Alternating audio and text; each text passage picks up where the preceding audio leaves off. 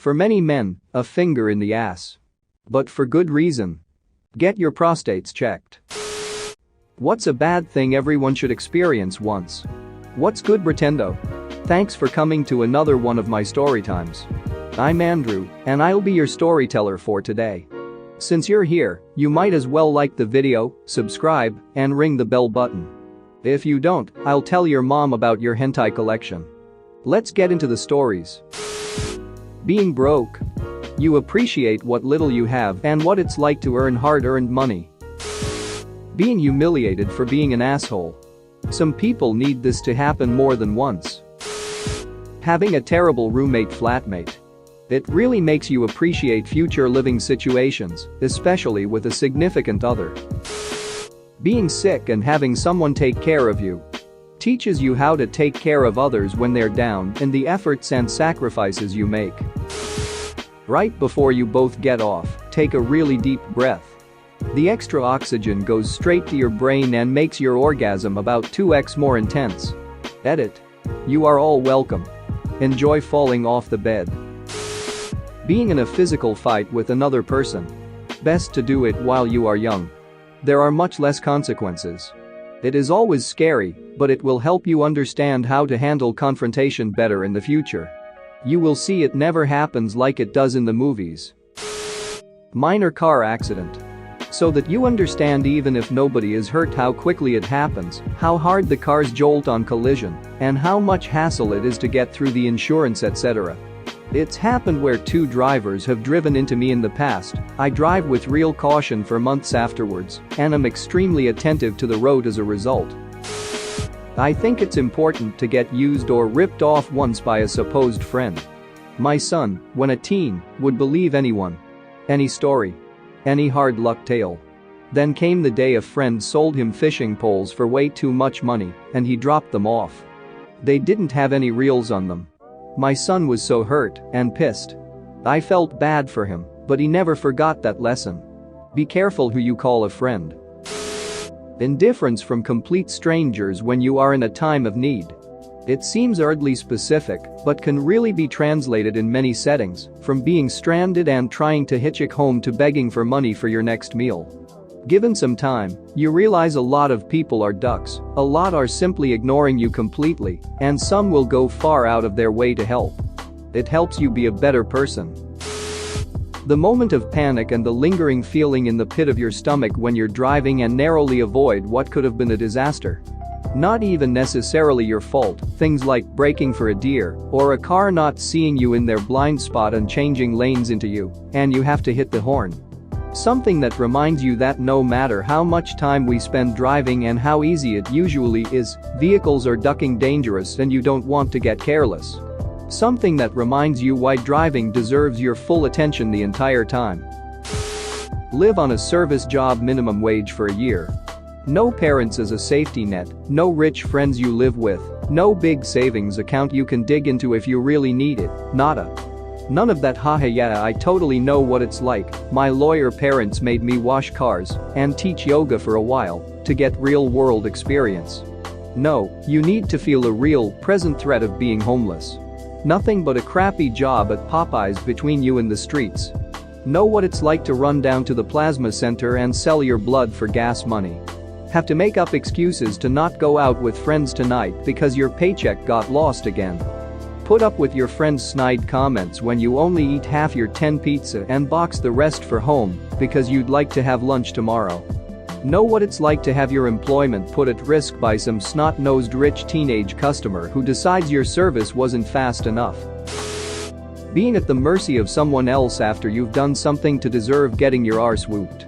I'm not saying everyone should experience getting bashed, but I think there are a lot of people out there with attitude problems that have never experienced the consequences of their actions. A little fear can be enough to make people think twice before being dickheads to others. Again, I am not advocating violence, but the stomach plunging into your feet because you know you done ducked up by being a tool to someone that isn't having your crap? That I think is a valuable lesson in how not to behave as a human being. Being in a bad relationship. You quickly learn what you don't want in a partner. I recently divorced and occasionally get crap for this. I'm in my early 30s, so I have dated people who have not had a long-term relationship. Some of those people see me as picky, but it's really hard to explain that knowledge of what you can live with and what you can't in a partner. Some of them say, well, people can change. As if I should enter a relationship hoping someone will change for me? That's idiotic, and I spent the last few years of my marriage hoping for him to change. It's nice in movies, but not in real life. Working in retail and/or food service. Working those jobs really changes your perspective on what is an appropriate way to behave in those environments and shows you that many people have no idea how to behave appropriately in them. I'm a cashier bagger. You have no idea just how rude, lazy, inconsiderate, nasty, and just downright mean people can be until you work in a customer service job. It really makes you appreciate genuinely nice people a whole lot more and shows you just how many people weren't raised right. I can tell stories for days about the crap I see on a daily basis. For example, one time I had a lady complain to my office manager, co-manager, and store manager I was on a register that day, saying that my customer service was awful and that someone should have trained me better. All because she didn't have enough money to pay for her stuff. Luckily, two of them saw the whole thing and politely told the lady that she was a moron and I had done nothing wrong. The next customer in line also saw the whole thing and told them, my managers, that I was the sweetest cashier at the store. Near-death experience. You never really appreciate the finite nature of your own life until you've breathed what you believe to be your last breath. Then to have the brain go into panic mode, images flashing and a strong inbuilt survival mechanism kicking in, forcing every part of yourself to fight for life to then have it all go black. You wake up exhilarated, like nothing I've ever felt since or before, the air on your skin that you've never realized before, the feeling of air filling your lungs as you breathe, the smells and tastes are all amplified. It lasted for at least a year, the urge to savor every little thing in life and see all the previous annoyances as petty and meaningless in the grand scheme of things. It also puts into perspective the sheer terror of death, and I believe it gave me a greater level of sympathy for those that are not as lucky. I think everyone would be a lot less violent and warmongering if they had felt the emptiness of death. Everyone should experience firsthand how money can destroy close relationships and how quickly it can happen. I was dating a girl who had a lifelong friend with bad credit. Like really bad. She wanted to buy a new car but couldn't get approved for a loan and asked my friend to co-sign.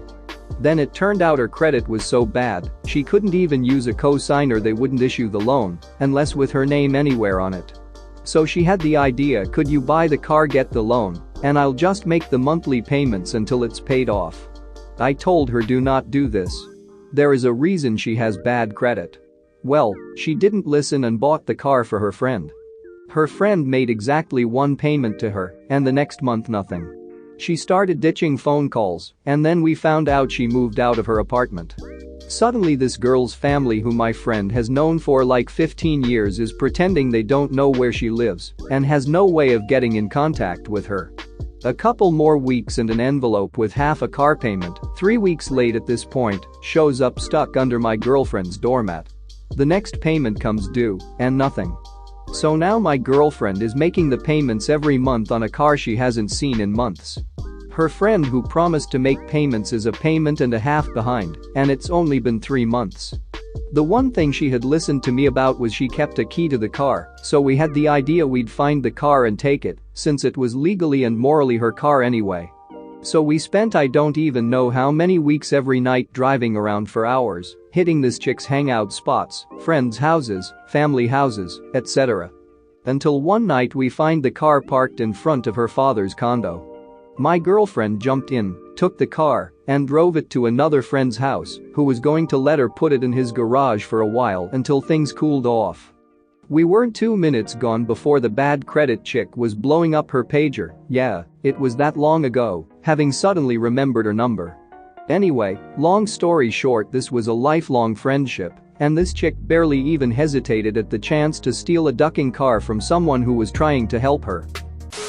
Like and subscribe for more funny, interesting, and scary r/ask Reddit videos.